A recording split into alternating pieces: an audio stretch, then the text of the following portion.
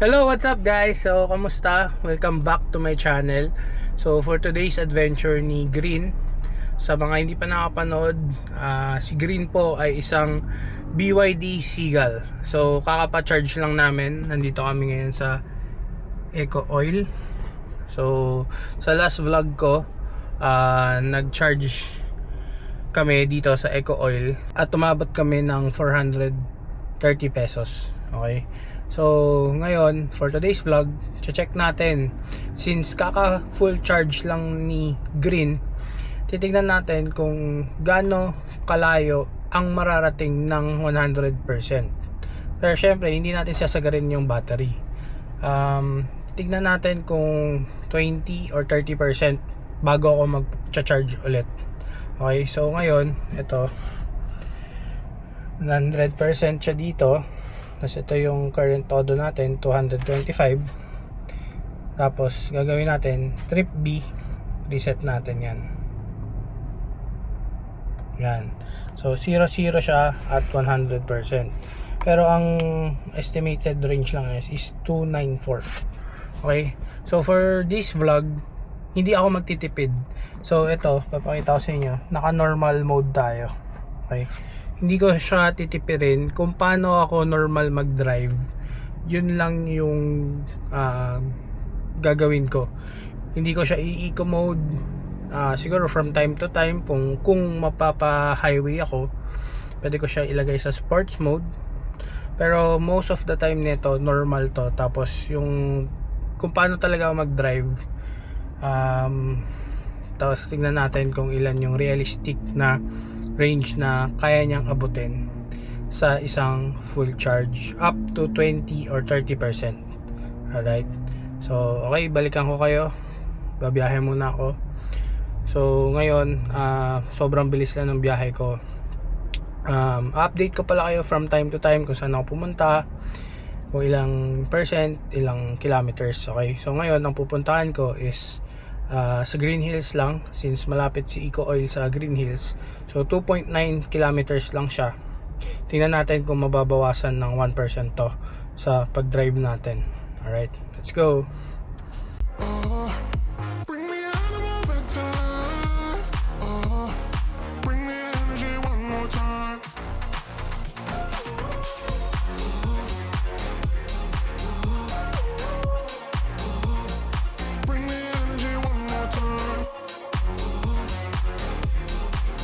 Ito guys, for 2.9 kilometers, naka 1% tayo. Pero tumambay na ako sa kotse ng mga 5 minutes nun, kaya siguro nabawasan siya. Based din sa previous na gamit ko, parang 1% is around 3 kilometers. Ngayon, pauwi na kami. Ang biyahe is 15 kilometers. So, tingnan natin kung ilang percent yung mababawas. Ayan. Say it louder, say it louder. Feel the moment, feel the power. Bring the animal back to life. Bring the animal. Ngayon, medyo traffic ang daan. Ayan. Tapos ang speed natin is ganyan lang. Around naglalaro lang siya sa 10 to 15 lang. Matetest natin talaga yung efficiency ni Green sa traffic. Nasa bahay na kami. So far, ang na-travel natin is 16 kilometers. Ayan. So 16 kilometers minus 3 yan, yung doon sa nauna. So nasa 13 kilometers. Napaiksi yung biyahe natin kasi sa iba ako dumaan, hindi doon sa binigay ni Google Maps. So sa 13 kilometers ang nagamit na battery is 3%. Ayan. Kasi 96 na lang siya. So nag-start yan 99%. Okay, so balikan ko kayo pag may sunod akong biyahe. Hi guys, so second day since full charge ko to. So ngayon meron tayong lakad, medyo malayo-layo papuntang Alabang. Pakita ko sa inyo. So far 16 na yung tinakbo natin from full charge. So ang gagawin ko is i-reset ko tong trip A. Yan, para makita natin from dito hanggang doon kung ilan percent yung mababawas. So currently 96% siya. Tingnan natin mamaya pagdating ko doon kung ilang percent yung mababawas. Dito na tayo sa pupuntahan natin. So 88% from 96, umabot siya ng 88%. Tapos ang nabiyahe natin is 20.8 kilometers. So 8% yung nagamit natin for 20.8 kilometers. So yun, balikan ko kayo ulit mamaya pag bumiyahe na ako. Tapos na ako sa errand ko dito. So tignan natin siya ulit. 88% starting, then 0-0 ulit. Pero ang total na natin since full charge is 37 kilometers. Okay, so yan. Okay guys, so ngayon is 78%, tapos 30 kilometers ang natakbo namin. Okay, so balikan ko kayo ulit for an update. Hi guys, so update ko lang kayo. Hindi ko na na-update yung pakonti-konting ginagamit ko, pero next day na to. Since nung nag-update ako nung isang beses, so from 78% yun, ngayon ito na lang siya. Ayan, 53%. Tapos ang natakbo ko more or less is 65.6 kilometers. So more or less yan, siguro dagdag tayo ng konti, mga 5 kilometers ganon, kasi hindi ko agad napindot yung reset doon sa trip A. Pero since last full charge, ito na yung tinakbo ko, 135.4, then may remaining pa tayong 154 kilometers. Okay, tapos pala meron akong na discover. So ito, diba, 154 kilometers.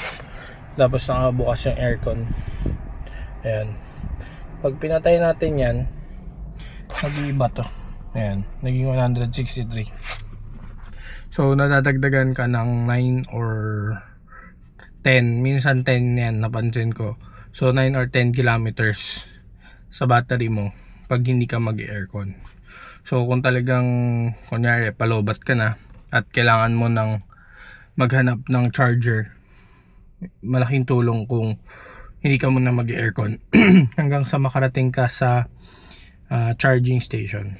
So yun lang. Pero syempre sa akin, hindi naman siguro ganun kalaki yung difference kung day to day mo gagamitin naka-aircon ka at hindi. Mas worth it, mas worth it pa din mag-aircon kaysa tipirin mo yung battery mo na ganun, unless syempre kung yun yung preference mo talaga, no? So yun lang guys, update ulit ako mamaya kapag gagamitin ko tong sasakyan ulit. Okay guys, so kakauwi ko lang at nanda sa 47 na yung battery natin. Trip A natin is 78%. Tapos ang total natin since nag full charge tayo is 148.5. So for 47 tapos 148 na, malapit tayo sa range ng 300, kasi 47 is ganyan na. So tansya ko dito aabot tayo ng mga 280 lang. So yun, ang kalaban kasi talaga natin is traffic. Pag medyo nabababad sa traffic or kaya mga uphill, dun napapansin ko sobrang lakas na ito dito, itong kilowatt rating na to. Okay, so hi guys, so update ko lang kayo ulit. Bale today is Wednesday, tapos Sunday natin pina full charge tong si Green. So currently total na natakbo na natin from full charge is 148.5 kilometers. Okay, so ito. Pakita ko lang sa inyo ito, 148. Then 47% na lang yung charge niya. And ito na lang yung remaining 135. Pero variable pa yan. Depende pa yan kung uphill yung pupuntahan natin or mabilis yung pagpatakbo natin kagaya sa highway. Kung more than 80 ang takbo, mas malakas ang consumo niya dito, right? So for today, babiyahe muna ako, pero i-reset muna natin tong trip A. Yan, para makita natin kung ilan yung total na mababiyahe natin for today, tapos ilang percent ulit yung mababawas sa battery natin. Okay guys, so update ko lang kayo. Nandito na ako sa pupuntahan ko. Ang nagamit ko lang is ito. So 39% siya ngayon. Umalis tayo kanina, 47%. So that's a total of 8%. Tapos ang nabiyahe natin total is 19.1 kilometers. So 19.1 divided by 8 is around 2.3. So kinompute ko na yan ahead of time, huwag kayo magtaka. So yung 2.3 medyo malapit na yan dun sa expected ng manufacturer. Alright, kasi ang average I think is 3 kilometers per 1%. Nakauwi na tayo ngayon. Pakita ko lang sa inyo kung ilang percent na lang siya. Yan. So 31 simula kanina umaga yan. 32 na lang ngayon. Okay. Tapos gusto ko lang pala i-share sa inyo isang kinabit ko dito. First kabit dito sa kay Green, no? Itong tempered glass or screen protector. Ayan. So, maganda yung pagkaka-fit niya. Ayan, pati dito. Ayan, oh. Saktong-sakto. So, may nakita kasi akong review sa Shopee na yung dito sa main screen, yung malaking screen, lagpas daw. So, itong binigay naman sa akin, hindi naman siya lagpas. Saktong-sakto lang siya at maganda siya. Tapos pala, kung talagang bibili na kayo ng Seagull nyo, unahin nyo agad magkabit nito. Ayan, nitong screen protector. Tapos tanggalin nyo agad yung screen, yung may protective film yan yung tatanggalin mo. So tanggalin nyo na agad yon, kasi tingnan nyo to, ayan, nag-iwan na siya ng marka. Kahit anong punas namin, sticker remover, alcohol or tubig, wala, ayaw niya talaga matanggal. So kinabit na lang namin yung screen protector agad. So tanggalin nyo agad para dikitan nyo ng screen protector, para hindi nagmamarka siyang ganyan. So dito wala. Ayan, buti na lang. So yun lang, update ulit ako. Malapit na tayo magpa-charge kasi 32% na lang siya. So sabi ko dun sa unang vlog bago ko simulan to, magcha-charge tayo between 20 to 30%, depende sa kakailanganin kong charge sa mga pupuntahan ko. So yun, update na lang ulit ako mamaya. Okay guys, so gabi na. Yan, na-reset ko na yung trip A. Ito, tapos 31% tayo ngayon. Then remaining is 88 kilometers. So ayun, nabiyahe lang kami. Tapos balikan ko kayo kung ilan yung nabawas at ilan yung na biyahe namin na kilometers. Nakabalik na ako from a quick errand. So ang biyahe ko ngayon is mga short range. So a kilometer, less than a kilometer, siguro mga 2-3 ganon na less than a kilometer. Tapos may isa 1 kilometer ata. Tapos isang long range. So ito, pakita ko sa inyo. Yan. So total na tinakbo ko is 14.6 kilometers. So 24% na lang. Kanina 31%. So that's around so that's 7 kilometers. So that's 7%. Tapos 4.16 kilometers. So around 2 kilometers per 1%.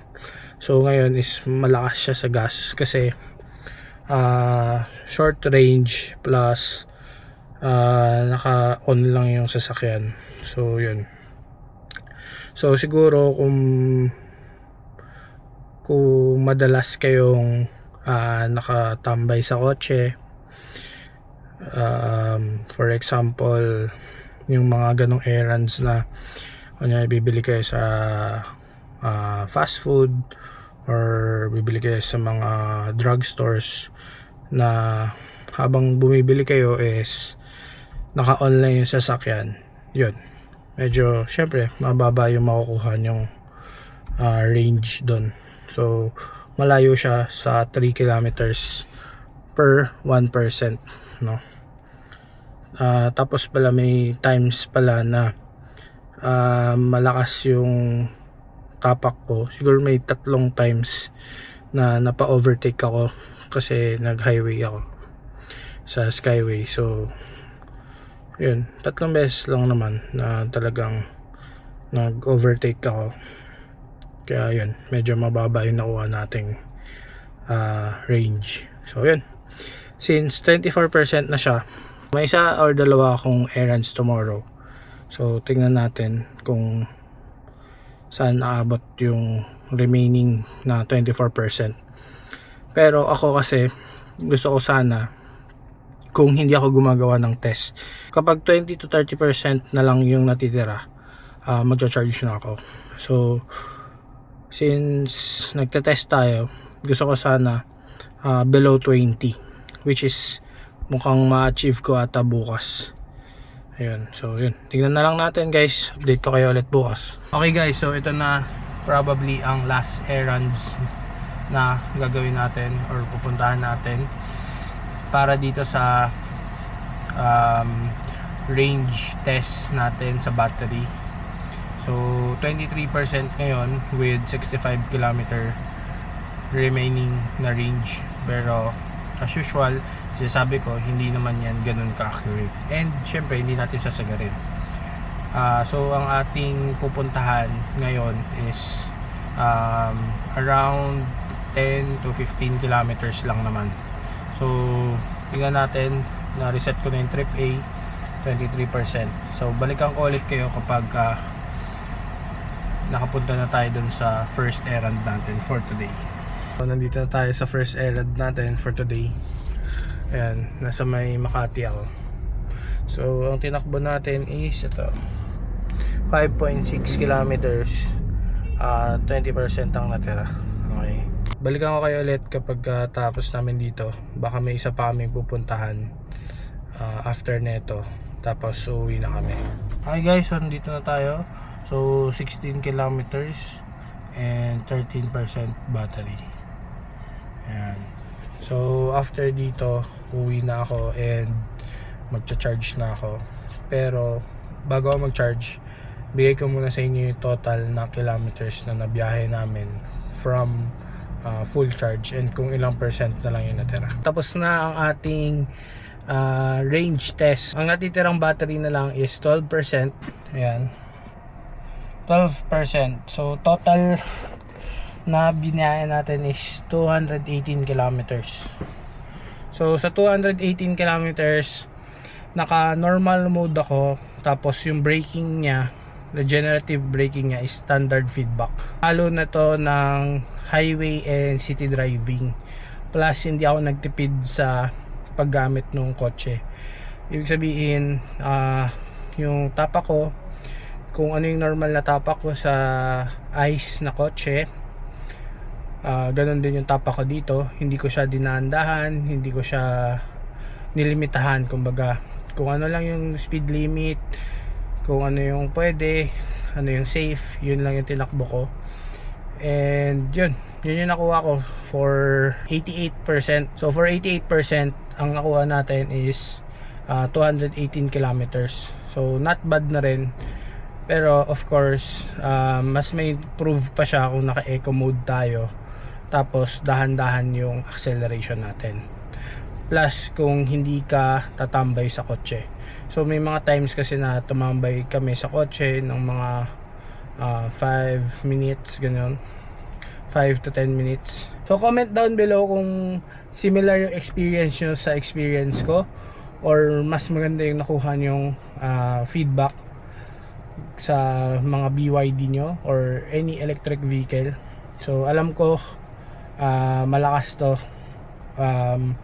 for a electric vehicle, pero ito yung normal driving habits ko. Alright, so next time try naman natin siguro yung matipid or magtitipid version na itong challenge na to or test na to. So yun lang, magcha-charge na muna ako. Share ko na lang din na charge ko na yung kotse ngayon sa travel charger. So yan, 14 hours and 46 minutes ang pag-charge ng 88%. See you again sa next vlog ko. Thank you guys.